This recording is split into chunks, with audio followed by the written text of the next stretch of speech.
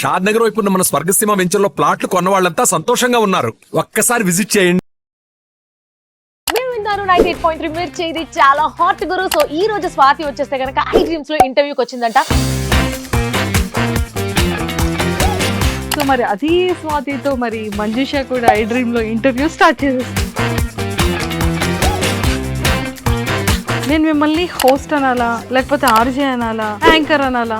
ఎట్లయినా పిలవచ్చు, దశావతారం మనం ఎట్లయినా పిలవచ్చు. ఒక పర్సన్ ని చూస్తూ ఆ పర్సన్ లో మంచిగా రెడీ అవుతూ, మంచిగా నువ్వే అన్నావు తెలుసా, అందరూ ఏమేం వస్తువులు వాడుతుంది, ఎట్లా తయారైతావు స్వాతి అని అంటారు. మంచిగా రెడీ అయ్యి అన్నావు కదా.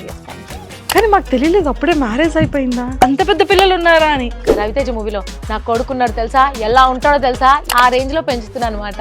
Love marriage arrange marriage? పెళ్లి చూపులకు వస్తే అమ్మాయి కుదురుగా ఉందా, ఎక్కువ మాట్లాడదా, ఇలా చూస్తారు.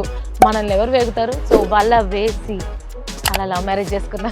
ఒకసారి కాల్ చేసి only 2 words, I love you, I miss you. I love you, I miss you. Maybe మాది మ్యారేజ్ అయ్యి 2 kids ఉండి ఆ బాండింగ్ ఉంది కాబట్టి ఉండగలుగుతున్నాం. కానీ లాంగ్ డిస్టెన్స్ తోటి ఆ understanding not at all easy thing. నాకు తెలిసి ఏదో ఒక రోజు ఇద్దరు ఇట్లా కూర్చొని చాలా కష్టపడ్డాం కదా అనుకుంటాం అంతే. ఇంకా ఈ 2 years లో మీరు బాగా మిస్ అయిన సందర్భం ఏంటి? మా అపార్ట్మెంట్స్ లో చిన్న పిల్లల్ని వాళ్ళ ఫాదర్ ఎక్కువ బైక్ ఎక్కించుకొని తిప్పుతూ ఉంటారు. పిల్లలు నాతోటి డాడీని మిస్ అవుతున్నా, డాడీ గుర్తొస్తున్నా అన్నప్పుడు మస్తు బాగా అనిపిస్తుంది. సో మొత్తానికైతే నెక్స్ట్ స్టెప్ ఏం చేయాలన్నది? టాలీవుడ్ లో అడుగు పెట్టాలా, జెండా పాతెంగే. నన్ను చూసి నీ ఫేస్ లో స్మైల్ వచ్చిందంటే చాలా రూపాయి నేను గెలిచినాయి కదా అలాంటే.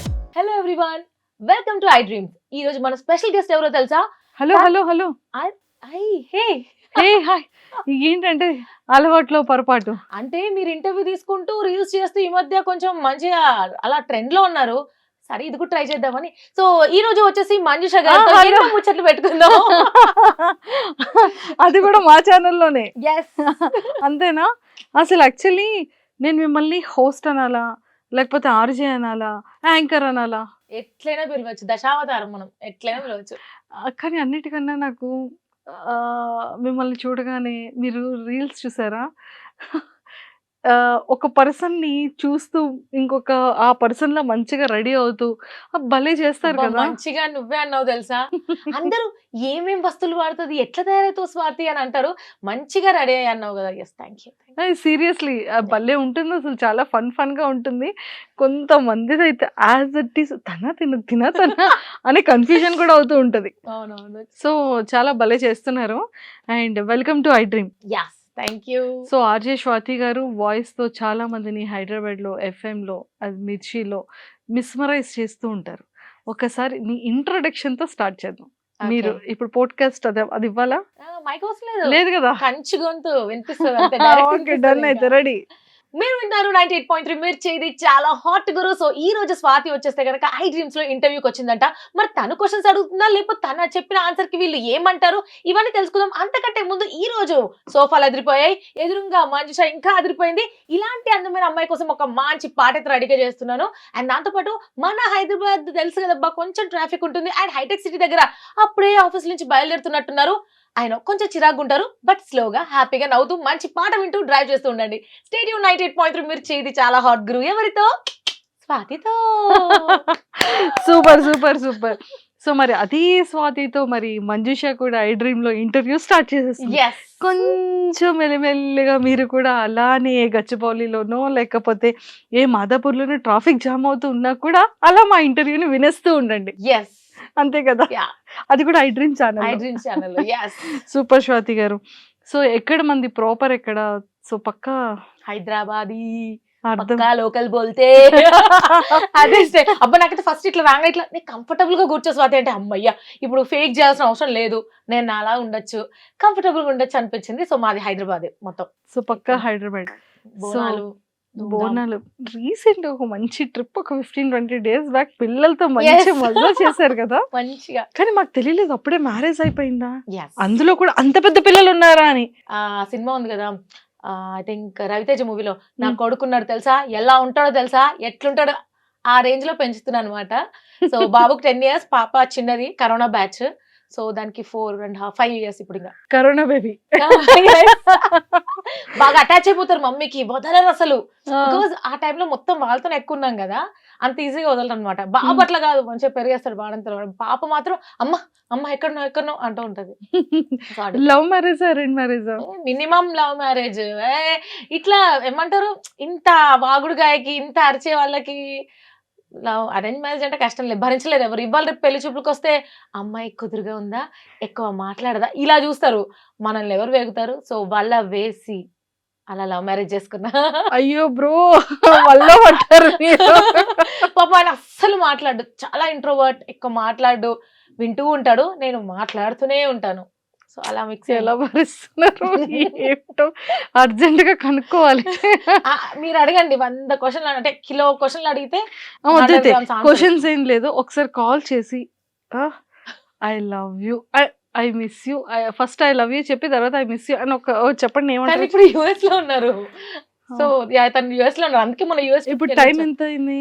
ఇప్పటికి ఇక్కడ 2.5 hours వేసుకోవాలి. సో ఇప్పుడు 4 5 అయింది కదా, 6 7:30 అవుతుంటది. పర్వాలేదు, అయితే చేయండి. చేయాలా? అమ్మో ఏమంటాడు, వాట్సాప్ కాల్ చేయాలి. వాట్సాప్ కాల్ స్పీకర్ ఆన్ లో పెట్టండి. ఏ హాయ్ హలో గుడ్ ఈవినింగ్ ఇవే ఉండకూడదు. కట్ చేశారు కావచ్చు నాకు తెలిసి. అదే వెరీ ఎక్సైటెడ్ అన్నమాట. ఎందుకే నన్ను ఇలా చేస్తున్నా అంటాడు. Okay let's try. అసలు పిక్ చేస్తాడా లేదా, పడుకొని ఉంటాడు. Only 2 words, I love you, I miss you. I miss you అయితే చెప్తూ ఉంటా. So I love you, let's see. Video call వెళ్ళిపోయింది, అలవాటు కదా, రెగ్యులర్ కాల్ చేస్తా.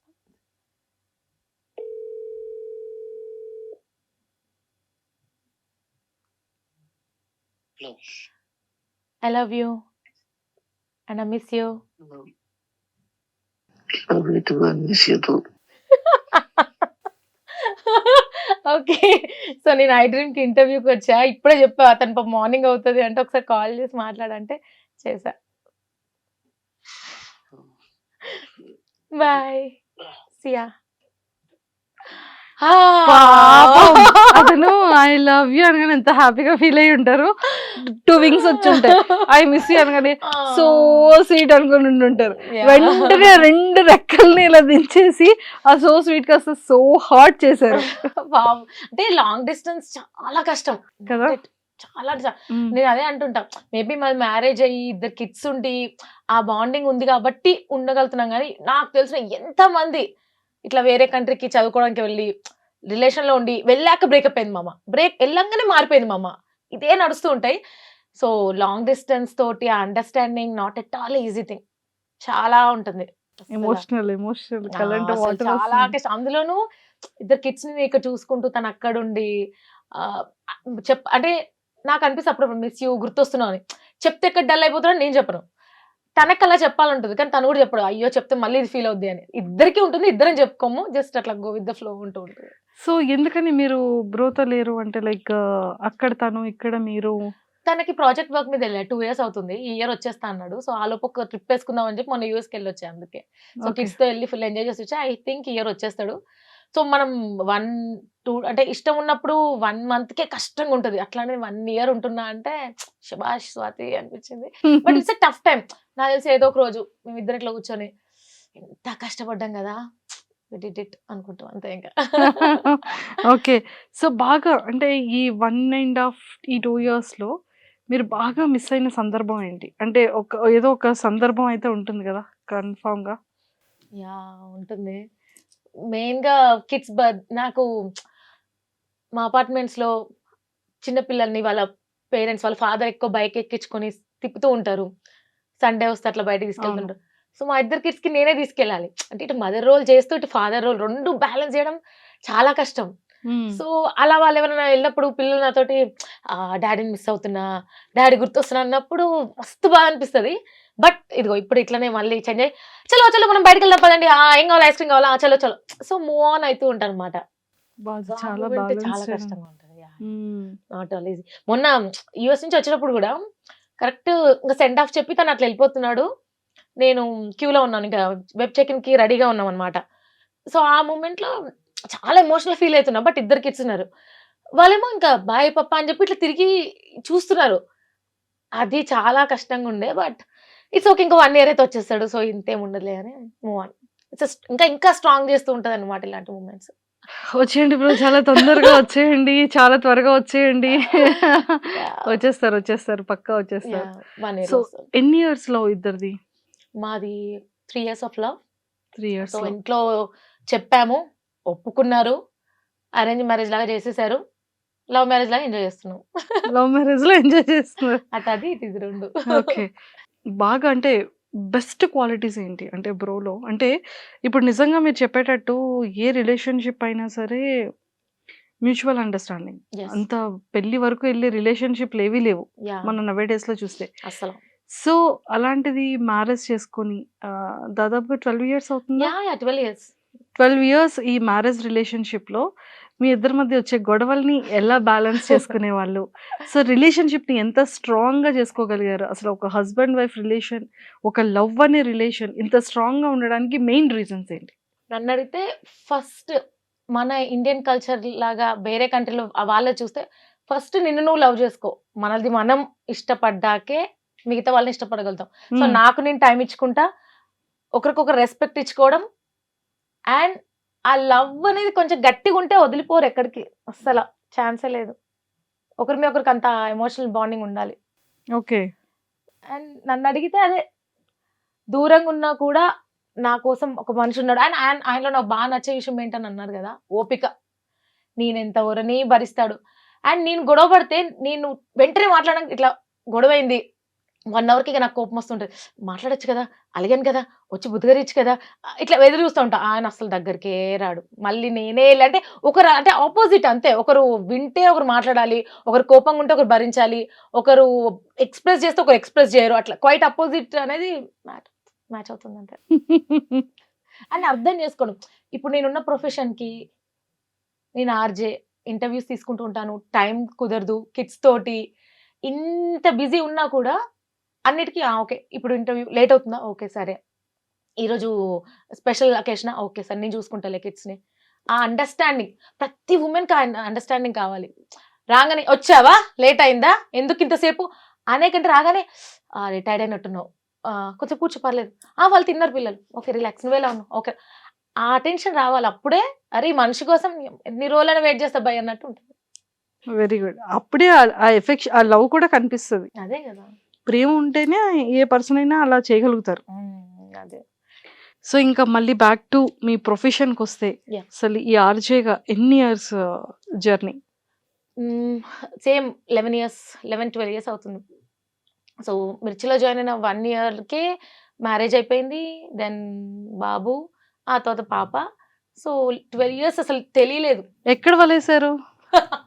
మా ప్రీవియస్ కంపెనీలో తను ఐటీ ఎంప్లాయీ అనమాట. IT side. మనమేమో ఓహ్! మీరు కూడా బిఫోర్ ఐటీలో చేసేవాళ్ళా? అందులో చేశాను. ఫస్ట్ అసలు నా కెరియర్ స్టార్ట్ అయింది కాల్ సెంటర్‌లో అనమాట. మనకి మిడిల్ క్లాస్ కష్టాలు. సెకండ్ ఇయర్ ఉండంగానే ఇబ్బంది అయితుంది, ఏమైనా జాబ్ చేయాలి నువ్వు అన్నట్టు అన్నారు. సరే ఓకే అని చెప్పి కాల్ సెంటర్‌లో కెరియర్ స్టార్ట్ చేసి, అక్కడి నుంచి మెల్లగా అకౌంట్స్‌లోకి మూవ్ అయిపోయాక అక్కడ కలిసారు. అలా అలా మాటలు పెరిగాయి. మంచిగా మాట్లాడుకుని అర్థం చేసుకున్నాడు మెయిన్‌గా. సో అలా సెట్ అయిపోయింది. ఓకే. సో అక్కడ మొదలైన వల ఇప్పటికి ఆ వలలోనే అలా అని కాదండి. అంటే ఇష్టం ఒకరంటే ఆయనకి నేనంటే ఇష్టం, నాకు ఆయనంటే ఇష్టం. బట్ ఒక అండర్‌స్టాండింగ్ అది మెయిన్. అసలు ఏ రిలేషన్ కాదు. ఇప్పుడు అమ్మ, నాన్నకైనా, మనకైనా ఎవరికైనా అండర్‌స్టాండింగ్ ఉంటే చల్తా సబ్. సో ఆర్‌జేగా వచ్చి ఆల్మోస్ట్ 11 ఇయర్స్ యప్. కదా! సో ఇప్పటికి కూడా అంటే చెప్తూ ఉంటారు, సెలబ్రిటీస్‌తో మాట్లాడుతూ ఉంటారు. మిర్చి అనగానే నంబర్ ఆఫ్ బిగ్ సెలబ్రిటీస్ వస్తుంటారు. వెంకటేష్ గారు వచ్చారు అండ్ సాయి పల్లవి గారు కూడా వచ్చారు. విజయ్ దేవరకొండ విజయ్ అందరి దేవరకొండ. ఇంటర్వ్యూస్ తీసుకుంటాం. అందరి ఇంటర్వ్యూస్ ప్లానెడ్‌గా చక్కగా మంచిగా చేసే ఉంటారు. Yes. సో ఒక్కొక్క సెలబ్రిటీతో మీకున్న అనుబంధం గాని, ఎక్స్‌పీరియన్స్ గాని, మెమరబుల్ మూమెంట్స్‌ని షేర్ చేసుకోండి. వెంకటేష్ గారు నేను మిర్చిలో జాయిన్ అయినాక 'గురు' మూవీకి వచ్చారనమాట.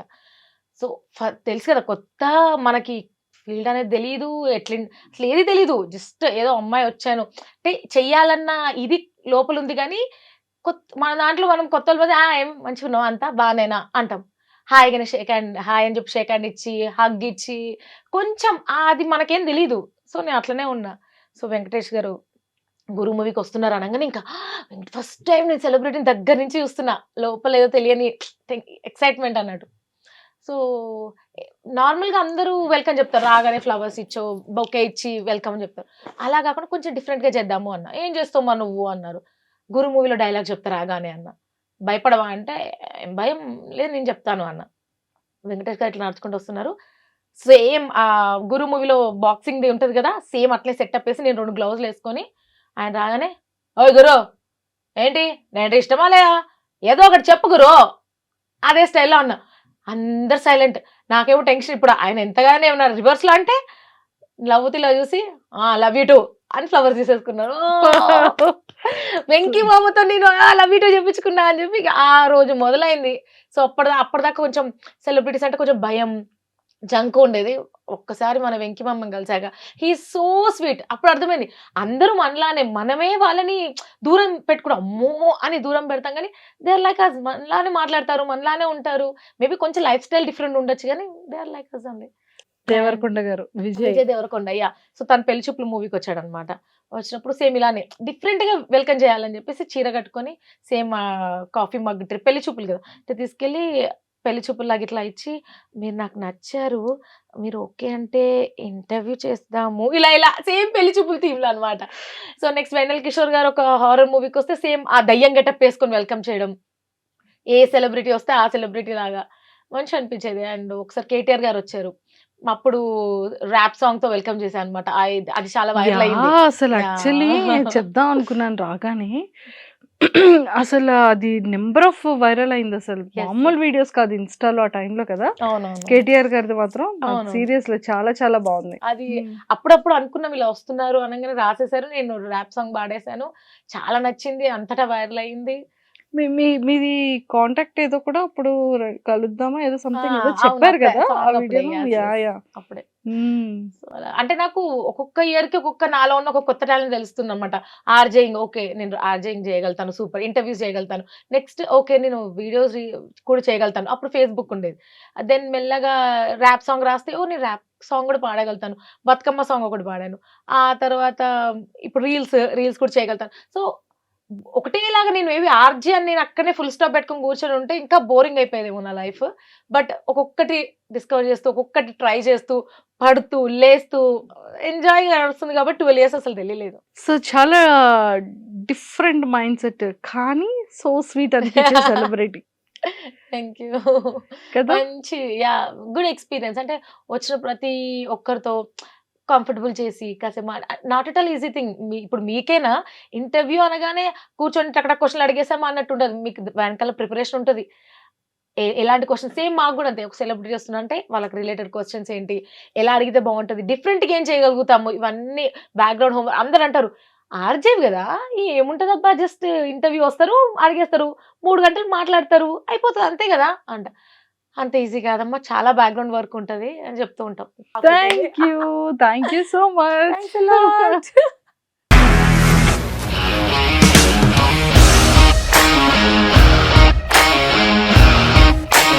ఇండస్ట్రీలో కమిట్మెంట్ ఇష్యూస్ వస్తే నీకు కూడా వచ్చినట్టు? మార్నింగ్ తీసుకెళ్ళాడంటే కొట్టి పడేస్తాడు.